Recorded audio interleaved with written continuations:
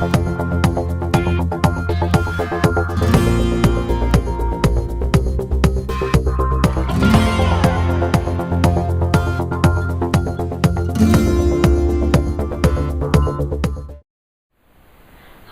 I'm Marci Shimoff, and welcome to the Love Your Life Summit. Today is actually a really special day for me because I am getting the opportunity to interview my very first mentor, Debra Poneman. And Deb, can you believe that here we are now? Debra and I have known each other for almost 35 years, and back in college days. And when we graduated from college, Debra started a company called Yes to Success Seminars. And I was in graduate school, and I loved the seminar that she was leading so much that I took a year off from graduate school, and I went and worked for her. I was her first employee. I was the secretary, the assistant, which meant that I went to Kinko's, and I put up posters and did all kinds of things of her talks.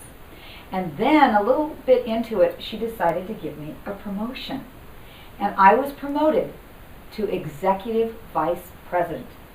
I was still the only other employee, and I still had the exact same job responsibilities, but I got to call myself and have a card that said executive vice president of Yes to Success Seminars. I was 21 years old, and she has been my idol ever since. So thank you for being here, Deb, to do this with me. This is so great. So let me tell you what Debra's done in the meantime. She is the founder and president of Yes to Success Seminars, an international seminar company, which is dedicated to transforming the lives in the direction of profound happiness, unlimited success, and deep and lasting fulfillment for thousands and thousands of people. Since she founded her company over 30 years ago, Debra has been the catalyst for thousands of people, including me, to wake up and recognize who they really are and why they were put here on earth, and how to fearlessly turn their dreams and visions into exciting and lasting realities.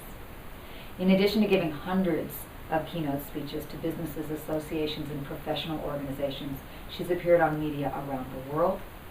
She has written a syndicated newspaper column on the principles of true success and how to achieve it. And in some of today's most renowned transformational leaders call Debra their mentor. And I know she's been a mentor to Deepak Chopra, to Janet Atwood, and to many, many others. She's written several books. She was the co-author of Chicken Soup for the American Idol Soul, which I got to have a part in, and we had a blast working on that and getting to meet all the American Idols. She has written a number of other books. She is just, Debra, and she will tell you her story, because Debra has gone a very non-circuitous route to success and happiness in life. So I'm so happy to have you here. Yay! I'm so happy too, because I get to talk to you for 20 minutes. Yay! We're both incredibly busy, and we never get time to talk to each other. So anyway, well, Deb, I think I know the answer to this question, but I want everyone else to know the answer to this question. What do you love about your life? This is the Love Your Life Summit. What do you love about your life? Oh my goodness. I love you. I love my friends. I love my family. I love my children. I feel like that little girl that was a YouTube sensation. She looked in the mirror. I love my hair. I love my cousins. I love my dog. I love my brother. I do love my brother. I love my life. And most people, when I ask the second question, I say, have you always been that way? And for most people, it hasn't been that way. But I think you're one of the rare people. Tell us, have you always loved your life? Well, I have to say, number one, that I was very, very, very blessed to have wonderful parents who were nourishing, and just about nothing is ideal, because you could look at, or nothing appears to be ideal, or you might look at something that's ideal and think that it is, but behind the scenes it isn't. Yet my childhood was pretty darn good. However, when I was in, I think it was junior high actually, I was looking at the girls who appeared to have it all, the ones who were the cheerleaders, and they had the great boyfriends, and they were the ones who everybody else aspired to be friends with. And I took a look at those girls. I happened to be one of those. And I realized that they weren't happy at all. As a matter of fact, they spent so much energy maintaining what appeared to look great on the outside, but they felt that part of that, maintaining that image, was that they were obligated to be mean to other people and to be exclusive. And I remember as a really young girl thinking, that's not for me, because I saw how much hurt the other people were living with, and I saw that those people were hurting the most. And at that moment, I made the decision that I would never consciously hurt another human being so that I could look good, or so that I could be accepted, or that I could be elevated in some way. And I think that that decision that I made, that the greatest gift that we can give to other people is just our kindness and our acceptance and seeing the best in them. I really did. I decided I must have been maybe 12 or 13 years old. And I think that's why my life has always worked. Well, you are always incredibly kind, and you inspire others to be kind, and your children are remarkably kind. In fact, we have a story in Love for No Reason about your son and his amazing kindness. So what do you think, and you work with so many people, what do you think challenges people the most to be not only kind, but to feel like they love their lives? Why are people not loving their lives? What's going on? What are their biggest challenges? Well, I think that when we go to school, we learn math and science and reading and whatever else. I don't even remember what I learned, but not much. Wasn't that long ago. But we don't learn how to do life. We don't learn how to live great lives. There's nothing in any curriculum, maybe there is in college now, but there certainly wasn't when I was a kid, that taught you how to not only make your life work, but how to have a glorious life. Everybody wants to be happy, and everybody wants to be successful. Why aren't they? What is stopping people from, you teach yes to success, what's stopping people from their greatest good and their greatest success? I should probably know the answer to that, but I actually don't. Because I absolutely believe that what we put our attention on will grow in our lives. So in my seminars, I don't really spend a minute on having people put their attention on what stands in the way of their happiness or success. We go right to how we can create more happiness and more success. So actually, I don't know the answer to that question. Okay, that's great. Well, I know that one of the things that I think stands in the way from people's success is that they don't follow their passion. They don't follow what their heart tells them to do. They do what they think they should do or what other people say they should do. And you have been a big advocate of taking courageous moves to do what you know to be right. And it's even included a whole sort of detour in your career. So talk a little bit about that, if you will, because this is a big deal, and especially for women. And there are a lot of women listening to this. So tell us what happened to you.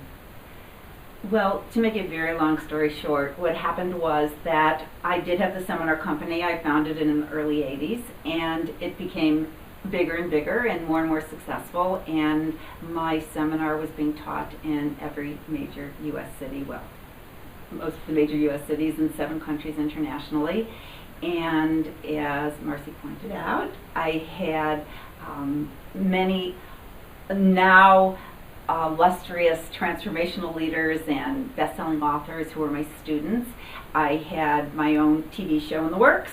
I had a book that was about to be shopped around with a great agent and some publishers very interested, and basically I gave it all up when I was at the peak of my success.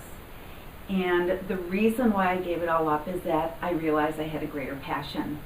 And the greater passion that I gave my career up for was my daughter. When she was born, I took one look at her and I realized that I teach people to be true to themselves, that if you really look inside your heart, you always know what to do. And when I looked in my heart, I knew that I was supposed to go to Singapore, actually, to do a seminar, and I didn't want to leave this baby to go to the bathroom, let alone to go to Singapore. And because I taught people to follow their hearts and to be authentic, I thought, how out of integrity and inauthentic would it be for me to continue to go around the country giving seminars when my passion, my heart was home in her little crib. And when everybody thought I'd gone out of my mind, and when people called me and said, hey, we heard you had the baby, let's get going again, I would just say, hey, I'm going to have to call you back in 18 years. And actually then it became 21 when my son was born, 3 years later, and I was a mom at home for 21 years. But what I want to share with people about being happy is that we were all put on earth for a purpose. And if you follow your heart, you will always end up at that purpose. You will always end up at that destination, no matter how circuitous the route seems to be. If you follow your heart will lead you to the right place. So if you want to take a year or two off to go and work with AIDS patients, if you want to take a few years off to work on a presidential campaign, if you want to take 6 months off to hold your grandma's hand while she's dying, your life's purpose is not going to go away. It's going to not only be waiting there for you, but in more glory than it was originally, because we always get rewarded for following our hearts. You know, I think it's so interesting when people say, oh, gee, I just think that it's so amazing that Neil Donald Walsh got messages from God. And I say to people, well, do you know what? You get messages from God every minute of every day. The difference between Neil Donald Walsh and the people who are impressed with that, and I love the guy, I don't want to take anything away from him, is that he sat down at his typewriter and typed as God spoke to him. And if we sit down and write or type, at any moment, just say, God, what do you want me to do right now? We're all in partnership, and it's the God of your understanding, whether it's the one God, whether it's Jesus, whether it's Allah, whether it's Krishna, whatever it is, it's your higher self. Those messages are always coming to us. And if we say, but I don't know what I'm supposed to be doing, I don't know what my passion is, you do, but you don't take time to ask yourself. You ask your friends, you ask your spouse, you ask your, I don't know who, your dog, but we always forget to ask ourselves. And inside of us, that is where the answers lie, as to what can I do now to be happy? What can I do now to live the greatest life? And then start writing. And you are going to be surprised at how brilliant you are. So, some people may say that's wonderful that you followed your heart and you took all those 21 years off to raise your children, and how fortunate. And what do? I'm a single mother, I'm the sole supporter of my kids, I'm not able to do that. How do you respond to that? Well, it's an absolutely fantastic question, and I get that asked frequently. And one thing I want to say is that I'm not an advocate of everybody staying home and being a mom. I just knew that that's where my true passion was. Okay? And hey, and oftentimes people say, did I ever regret the decision? And the answer is absolutely yes. There were so many times that I doubted. As a matter of fact, if you don't doubt, you're not human. And if you get down on yourself for having doubts, well, that's a sure path to being unhappy. But everybody has doubts, because that comes along with being on this planet. But what I did when I had doubts is I knew for a fact that the most important thing that we can do in this lifetime is give love. Even if you're not in a position to stay home and be with your children, what I really recommend is, wherever you are, if you want to be happy in your life, make your top priority living from the heart and living in that space of love. And I know Marci knows this, because in her book, Love for No Reason, which has changed so many lives. I know that you teach this, and anytime you're feeling stuck, anytime you're feeling that your life isn't working, it's probably because you're coming from your mind. Because the mind judges, the mind causes separation, the mind analyzes, the mind looks for what's wrong, and the heart unites, and the heart looks for what's right, and the heart looks for the highest in every person. So if you're feeling that you're not in a position because you are a single mom and you have to support your children, or you're not able to live what you think you were put on earth to do, what I recommend is do anything that you do with love, with passion, with how can I serve attitude, and you'll be surprised at how quickly things begin to fall into place, and you do begin to do exactly what you were put on earth to do, which might be what you're doing, but you didn't notice it because you were living from the mind and not from the heart. Yeah.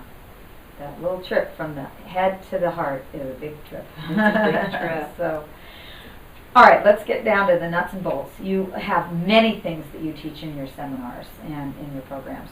I want you to pick the top 3 things that you think are important for people to love their lives and to create a life that's a successful life, a life of their dreams.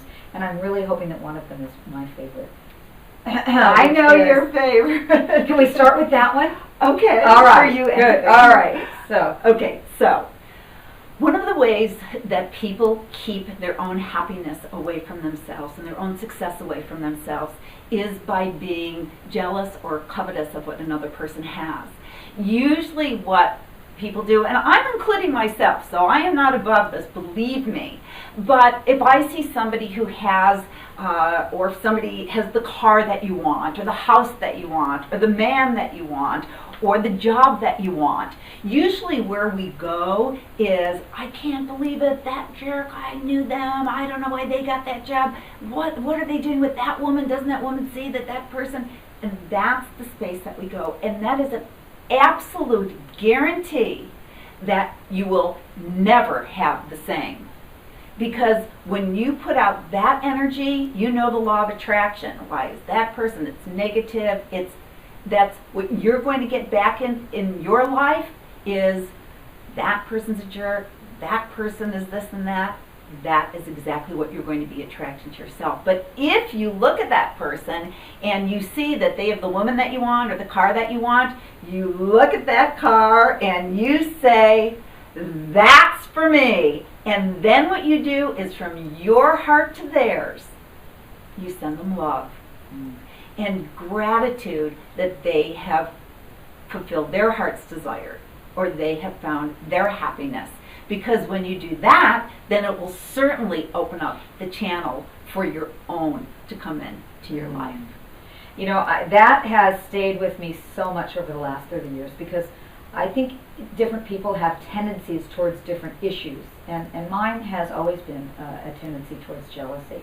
And I have, all my friends have taken your seminar, and so very often I will be caught saying, that's for me. And that turnaround from saying, oh God, how come they get it and I don't, which was my old pattern. And not that I still don't do that, but I really catch myself. And it's a joke now. That's for me, and it changes the whole energy. Because when I really know, if I'm wishing them happiness and I'm wishing the best for them, that is the way that I draw it to myself. So thank you for teaching me that so early in life, because it's become really a habit in my life. And you know, that's the way it is with all of these things. They become deeply ingrained habits. So, you know, maybe share this with your family and friends, and definitely if you have kids, share this with your kids. So when your kids start saying, how come that kid gets to have that toy and I don't? You teach them, that's for me, and watch them grow up to really be able to wish well and wish happiness for everybody and to draw that back to themselves. So, yay! Yes, yay for that. And as we know, the greatest spiritual gain, because it is a great spiritual gain when you can wish other people success and happiness, the harder it is to wish a person success and happiness, the greater the spiritual gain will be for you, and the greater the grace and the greater the reward will be in your life. It's an interesting practice to take the people that are the hardest for you to wish well to and spend a couple of minutes in your heart wishing them well and wishing them happiness and wishing them all the things that you think that they would want. So, great practice. Okay, two more things to help you really live the life, to break through those boundaries and create this amazing life. I got a good one. Okay. You know, a lot of people say, oh, I know there's a recession going on, but not for me, I'm not participating, and that's great. I agree that it's not a good idea to put your attention on what's wrong with the economy, but there also are economic realities. But that doesn't mean that it has to damage your life. It doesn't mean that you have to participate in it in a way that is going to cause you depression or unhappiness. I think that this recession, depression, economic downturn, whatever it is, I think it's one of the greatest gifts that any of us has ever been given. And the reason is this. Yes, because everybody right now wants to slap you. And now I'm going to tell them why. Good, okay. Okay. And then they'll kiss me. Yeah. Okay, so try this on. You're going through the mall and you go past a shoe store. And you look in the window and you see this great pair of red shoes that a few years ago you wouldn't have thought twice about buying a $200, $300 pair of red shoes. So you look at those shoes and you realize that it would be really irresponsible of you to buy those shoes right now. But you also get this, in the pit of your stomach, a contraction, a feeling of like maybe you can't even breathe or you can't even swallow because you feel restricted. Now, you could stay in the space of restriction, or you can put your attention on where the restriction is in your body, breathe into it, and ask that feeling of uncomfortableness what it's there to teach you. Because every feeling of restriction, every feeling of pain is always there to teach us something. And maybe it's to teach you that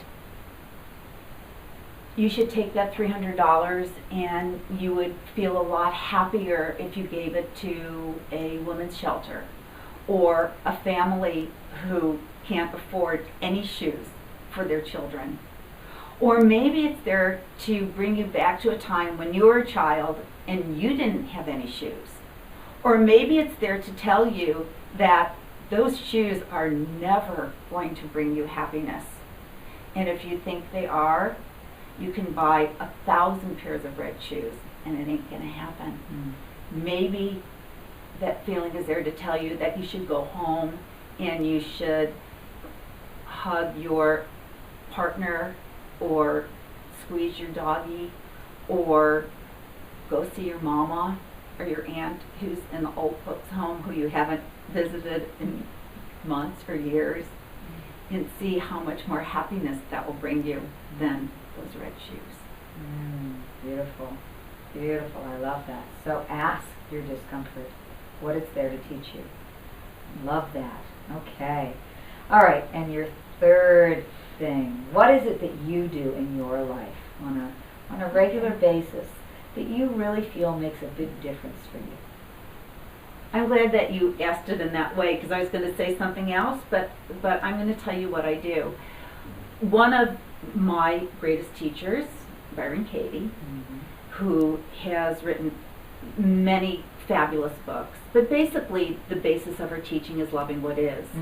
And I remember one time I was at an event with her and somebody said to her, Katie, what's the difference between what you teach in The Secret? Well, I know you were a star of The Secret, and you know what she said. I actually don't, and I'm so looking forward to hearing what Katie says about this. Katie said, The Secret teaches you that you can have exactly what you want. And I teach people that you can want exactly what you have. And what I do in my life is that, number one, I take appreciation breaks. Whenever I'm feeling stressed, when I'm feeling like I'm going to lose it because I am so overwhelmed, when I'm upset with my spouse or my children, or things aren't going right for me just the way I want them to go, I stop and I look around. And just in my own office or my own home or I see so much to appreciate, so much to be grateful for, exactly the way it is. And the other thing that Katie teaches is, ask yourself, how do you know that it's supposed to be exactly the way it is? And the answer is, because it is. And if it was supposed to be different, it would be. And if you argue with reality, you will always lose. And I use that whenever I feel sunk or contracted. I used to use it when my kids were little, and I would be at a basketball game, and my son would have the last shot that would cause him to win the game, and he missed it. Yeah. Ooh. And I would just, my whole body, I mean, that would be what I would be so upset about, but I feel my children. Yeah. And I would just absolutely feel like I was going to die for him. And then I would say, and how do I know that it was supposed to happen exactly like that? Because it did. And then I also know that we don't know what the gift is in Daniel having missed that last shot. We don't know what the gift is for somebody's house to be foreclosed on. We don't know what the gift is when we lose a loved one early on. It takes some time to find the gift.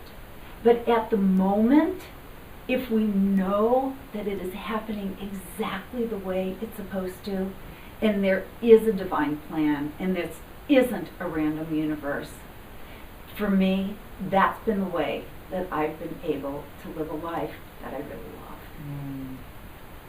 Fabulous. I love that. All right. So let's just recap the 3 things that you said. That's for me, when you start to feel that somebody else has what it is you want.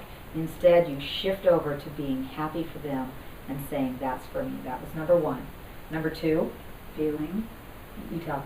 Number 2 is when you feel some lack or some restriction, or that it's almost feeling like you're getting punched in the stomach because maybe something you want you can't have. You ask that feeling what it's there to tell you, and the answer will always be absolutely breathtaking. And then number 3 is loving what is, seeing what is as it is, and knowing, how do you know it's the way it's supposed to be? Because that's the way it is. And what's better than that? And you know, these are practices. These are daily practices. And the difference between people who are successful and everybody else is that they do things differently. And what they do differently are some of the things that Debra's talked about. So, Debra, I know that lots of people are going to want to run to take your seminars, and Debra's just started back in the last couple of years now, and she is more brilliant 21 years later than she was back then, and I 31. And I've been able to attend her programs. People rave about them, and you're going to be able to get information on Debra's programs at her website, which is www.yes2success.com. www.yes2success.com, and go to the store and find out what Debra has there for you. So Deb, this is so much fun. This is just amazing to get to be back here with you again. I'm thrilled that you're back in business, and in this business, and that you're really sharing your wisdom with so many people. And I can't tell you, I would never be where I am today if it were not for you doing what you've done, inspiring me, believing in me, you just being such a support to me over all of these years. And this to me is my greatest blessing. So thank you. And this Thank to me you. is a clear demonstration of the student surpassing the teacher.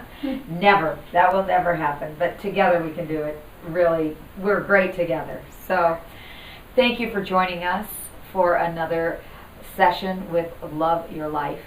And our wish for you, I know, is that you live in love, you grow in love, and you flourish in love today and every day. Thanks for joining us.